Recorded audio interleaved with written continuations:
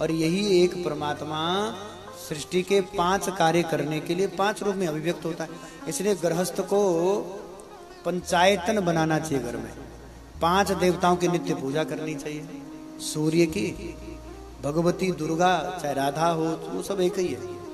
लक्ष्मी हो, राधा हो, चामुंडा, कोई एक हो, वो देवी की उपासना। राधा है तो देवी हो गई, ठाकुर जी है तो नारायण हो गए, गणपति और बिठा दो, शिव जी बिठा दो, और एक सूर्य बिठा दो।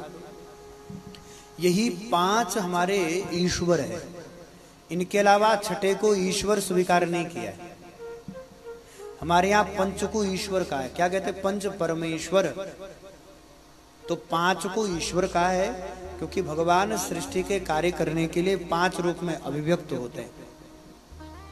और इन्हीं 5 के अलग अलग अवतार, जैसे हनुमान जी ये शिव का अवतार है, दुर्वासा जी वो शंकर जी का अवतार है, जैसे उन्हीं भगवान नारायण के अवतार है, कृष्ण हो चाहे वामन आदि हो।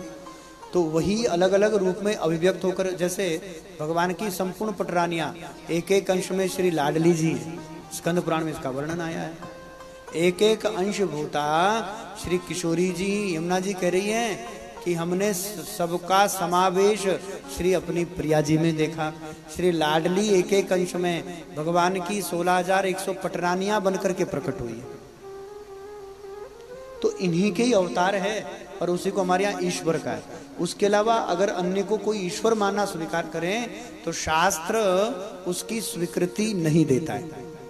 5 को ईश्वर का है, और इन्हीं 5 के अन्य जो अवतार है उनको भी ईश्वर ही का है।